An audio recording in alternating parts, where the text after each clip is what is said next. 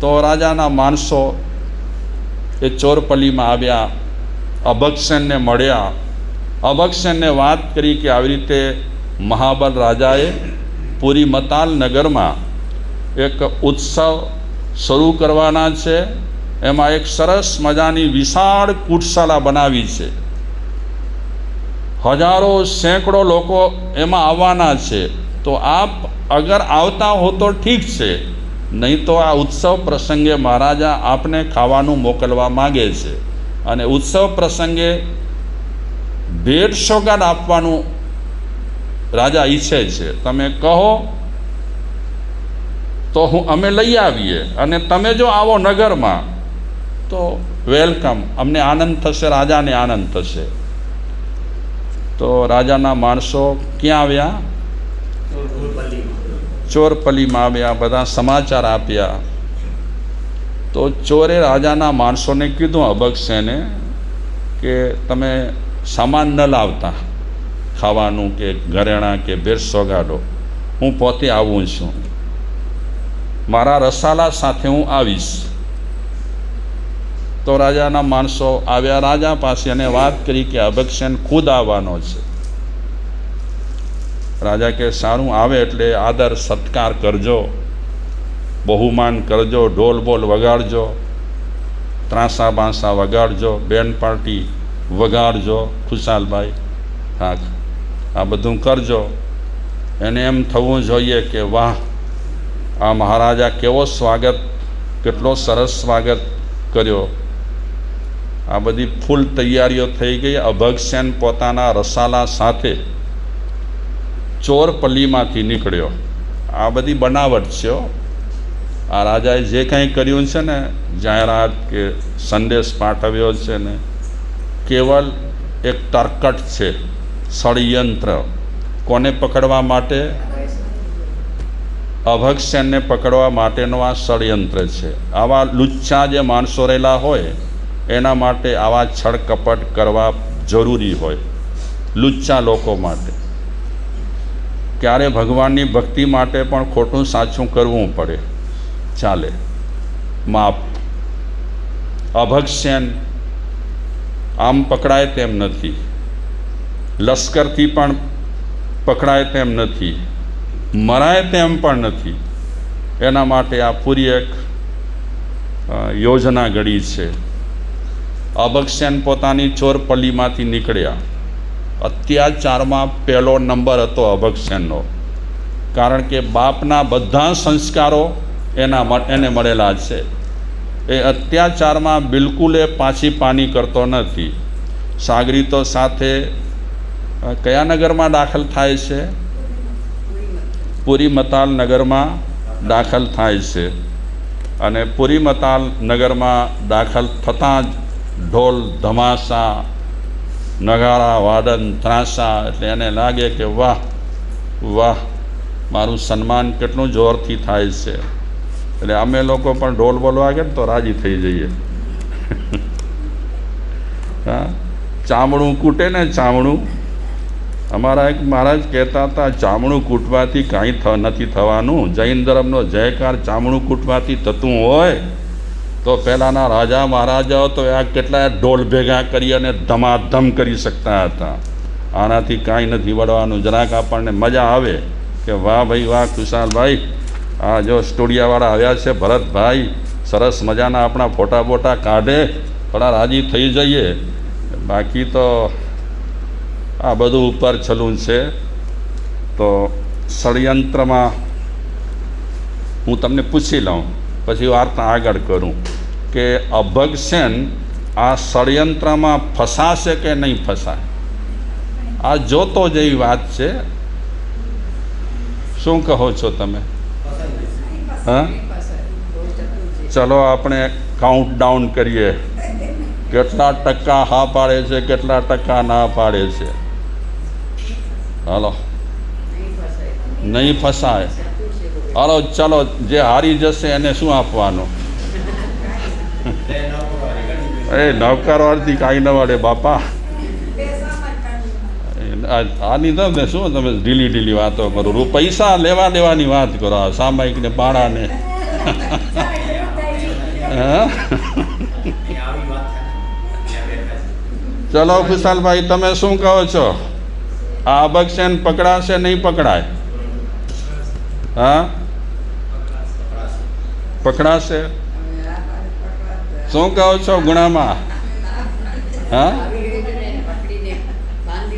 ફૂલ તૈયારી છે. એટલો જોરદાર બધું થાય છે અત્યારે અભક્ષણ માટે. આમ આખા શહેરમાં અભક્ષણ છવાઈ ગયો છે. બોલો, એટલી પ્રશંસા થાય છે. આ બધી ઓરિજિનલ નથી, આ બધું ઓરિજિનલ નથી. આ બધું શું છે? પકડવા માટેની આ બધી બનાવટ ઊભી કરી છે. પણ નવાઈની વાત એ કે આવો હોશિયાર માણસ આ ષડયંત્રમાં ફસાવા માટે કેમ તૈયાર થઈ ગયો છે? નહીં તો અભક્ષણ બધું જોતો હતો. ચોરપલીમાં કોઈ પણ વ્યક્તિ દાખલ ન થાય એ ચોરપલીની સુરક્ષિતા માટે એણે ચારે બાજુ ખાઈ ખોદાવી છે. અને એ ખાઈ ખાલી ખાઈ નથી, એમાં ભરપૂર પાણી ભર્યું છે.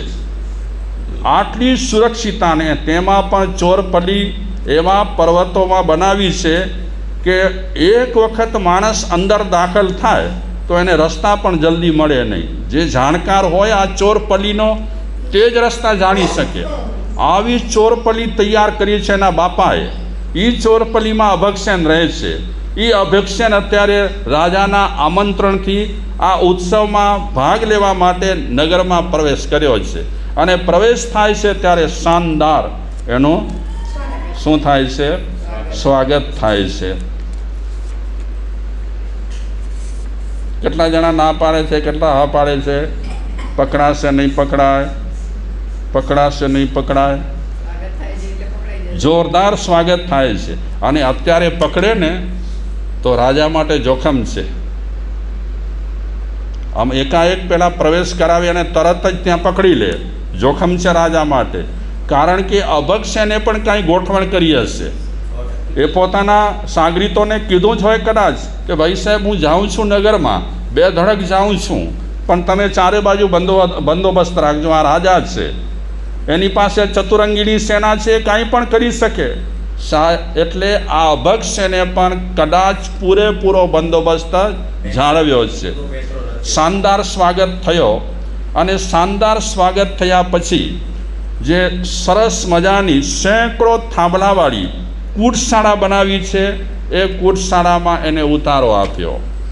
ખાવાનું એકદમ સુંદર મજાનું મોકલાવે છે. અને ખાવાનું મોકલાવે છે એની સાથે સાથે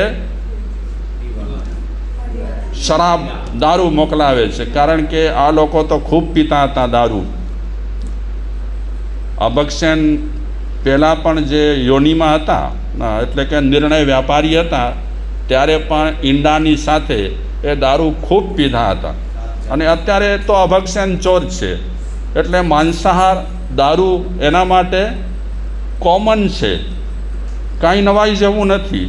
તો મહારાજા પણ તે રીતે જ બધું મોકલાવે છે, ખાવા પીવાનું બધું. એક વખતે નશામાં આવી જાય, ભરપૂર નશામાં આવી જાય, પછી મારે કાંઈ કરવું. એ જ્યાં સુધી નશો ન હોય ને ત્યાં સુધી, અને માણસ જ્યાં સુધી ભાનમાં હોય ને ત્યાં સુધી કાંઈક સમજી શકે. ભાન જાય, નશો આવી જાય, પછી કાંઈ ખબર ન પડે. આ સંસારમાં પણ એવું જ છે. હમણાં બધા આપણે નશામાં છીએ, કાંઈ ખબર જ નથી. અને આમ જોવા જઈએ તો નશો એટલો રહેલો છે કે અત્યારે આમ હકીકતમાં આપણે બેભાન છીએ. આમ ભલે જીવીએ છીએ, ખાઈએ છીએ, પીએ છીએ, પણ સંસાર કેવું છે, વિચિત્ર છે કે નહીં, એ સમજવા છતાં પણ અત્યારે આપણે સ્વીકારવા માટે તૈયાર નથી. કારણ કે પૂરેપૂરો આપણને અત્યારે સંસારનો નશો ચડેલો છે. નશો જ્યારે ચડેલો હોય ત્યારે વાસ્તવિકતાની ખબર પડતી ન હોય. તો અભક્ષણ કૂટશાળામાં આવ્યો છે. સરસ રીતે એના માટે સૂવા માટે વ્યવસ્થા રાખી છે. બીજી પણ ઘણી વ્યવસ્થા રાખી છે. બધું ગોઠવાઈ ગયું. એટલે રાજાના માણસો રાજાને કહે છે, મહારાજા, અભક્ષણ નિશ્ચિત થઈને અત્યારે જલસા કરે છે, મદ્યપાન પણ ખૂબ કરે છે. તો રાજા કહે છે, કરો ઝડપ, થાવ તૈયાર અને એને પકડો, મુસ્કેટાટ બાંધો ચૂપચાપ, અને મુસ્કેટાટ બાંધી કરી મારી સામે હાજર કરો. આ અભક્ષસેન, એને પકડવા માટે રાજાના સૈનિકો ગયા, બિલકુલ ચૂપચાપ સાથે છાપો માર્યો, અને છાપો મારતાની સાથે જ અભક્ષસેનને પકડ્યો, બાંધ્યો, મુસ્કેટાટ બાંધી કરી. મહાવીર ભગવાન કહે છે ગૌતમ સ્વામીને ત્યાં દ્રશ્ય જોયું ને, એ અભક્ષસેન પોતે બંધાયેલો છે.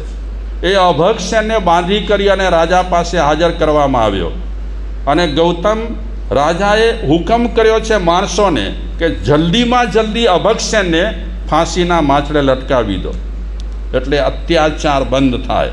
લોકોને જે એના દ્વારા ત્રાસ મળે છે એ ત્રાસ દૂર થાય અને લોકો શાંતિનો દમ ખેંચે. એટલે આ ચોર પકડાઈ ગયો, તમે હારી ગયા, અને હવે ફાંસીની સજા મળી છે ચોરને. ફાંસીએ જ્યારે લઈ જતા હતા ત્યારે ગૌતમ સ્વામીએ ગૌચરી નીકળ્યા છે. આપણે શરૂઆત ત્યાંથી કરી હતી. અને ગૌચરીએ નીકળ્યા, દ્રશ્ય જોયો, મહાવીર ભગવાનને પૂછ્યું કે આટલા કષ્ટ ભોગવે છે, જેના હાથ પાછળથી બંધાયેલા છે, જેના શરીરમાંથી ઓ કાઢી રહ્યા છે માંસ, એના કુટુંબીજનોને તમે સાંભળ્યું ને, 18 ચોક પર એના જેટલા કુટુંબીજનો રહેલા હતા, એક એક કુટુંબને ચૂંટી કરી અને રાજપુરુષોએ રાજાના આદેશથી ખલાસ કર્યા છે. યાદ છે કે નહીં તમને બધાને? હા, નાના ભાઈઓ, મોટા ભાઈઓ, ફલાણા, ઢીકડા, ફુવા, કાકા, બધાને પતાવ્યા. એક એક ચોક પર એક એક કુટુંબના લોકોને પતાવતા એ ફાંસીના માછડે પહોંચ્યા. આ અભક્ષસેનને ફાંસી અપાઈ રહી છે. ગૌતમ સ્વામીને મહાવીર ભગવાન કહે છે કે અભક્ષસેનનું આયુષ્ય બહુ નથી, મેક્ઝિમમ એનું આયુષ્ય 37 વર્ષનું છે. નાની ઉંમરમાં જ અત્યાચાર કર્યા છે. આ 37 વર્ષનું એનું આયુષ્ય, અને અધૂરે આઉખે જ મરે. કેમ? એને ફાંસીએ લટકાવે તો અધૂરો આઉખો કહેવાય. 37 વર્ષની ઉંમરે ફાંસીએ ચડાવી કરી અને અભક્ષસેન બિચારો આ ફાની દુનિયામાંથી ચાલ્યો ગયો. ગૌતમ સ્વામીએ પૂછ્યું કે મરી કરીને ક્યાં જશે? તો મહાવીર ભગવાન કહે છે પહેલી નરકે જશે, પછી ભટકશે, ઘણા ભવો કરશે, ઘણા ભવો કરતાં ડુક્કર થશે. હા, જે રીતે મૃગાપુત્રના ભવો આવ્યા હતા, જે રીતે બીજો અધ્યયન શેનો હતો, ઉજીતક, એના ભવો આવ્યા હતા, તે રીતે આનો જ છે. એકેન્દ્રિયમાં, બેન્દ્રિયમાં, તેન્દ્રિયમાં આમ ભટકશે, ડુક્કર થશે. અને શિકારીઓ એ ડુક્કરને પકડશે, અને પકડ્યા પછી એ ડુક્કરને મારશે અને ડુક્કરનું માંસ ખાશે લોકો બીજા. અત્યારે પણ સમેત શિખર અને પાવાપુરી તરફ આપણે જઈએ તો ત્યાં ડુક્કરનું બહુ જ વેપાર છે. ખબર છે તમને? અમે તો રોકાણા હતા ત્યાં પાવાપુરી વગેરેમાં. ત્યાં ડુક્કર જે રીતે અત્યારે અહીંયા ઘેટા બકરાના ટોળા જાય છે ને, તે રીતે પાવાપુરી બાજુ લોકો ઉછેર કરે છે, ડુક્કર ઉછેર. અને એ બધા ડુક્કર અમુક ટાઈમે વેચાય, હોટલોવાળા ખરીદે અને એને મારે, એનું માંસ હોટલોમાં મળે. અત્યારે પૂરજોશમાં ચાલે છે, ટોળાના ટોળા આપણને જોવા મળે ડુક્કરના. તો આપણને વિચાર થાય કે ડુક્કર કેવો બિચારો, ગટરમાં બિચારો જીવતો હોય, ગંદુ ખાતો હોય, એ જ ડુક્કરનું માંસ લોકો ખાતા હોય તો બિચારાઓ પાસે સાત્વિકતા ક્યાં રહી? હા, અને આપણને નવાઈ લાગે કે જ્યાં કને મહાવીર ભગવાન વિચર્યા, એ સમેત શિખરજી, એ પાવાપુરી, એ ગુણિયાજી, એ બધા ક્ષેત્રોમાં આજે એટલી હિંસા ફેલાયેલી છે, વાત ન પૂછો. ડુકરોના ટોળા લોકો ઉછેરતા હોય. માણસ લેટ્રિન કરવા જાય લાઈનો લાગી હોય તો ત્યાં કને ડુકરોને છોડે, પાછા ટોળાની જેમ લઈ આવે. એટલે જબરદસ્ત બધો ધંધો ચાલે છે ડુકરોનો. આ પણ ડુકર થયો, માર્યો એને. ભવિષ્યમાં આ અભક્ષનો જીવ સારા કુળમાં જન્મ લેશે, એને ધર્મ મળશે, એ દીક્ષા લેશે અને પછી પ્રાંતે એનું મોક્ષ થશે. વાત પૂરી. ત્રીજા અધ્યયનનું સમાપન.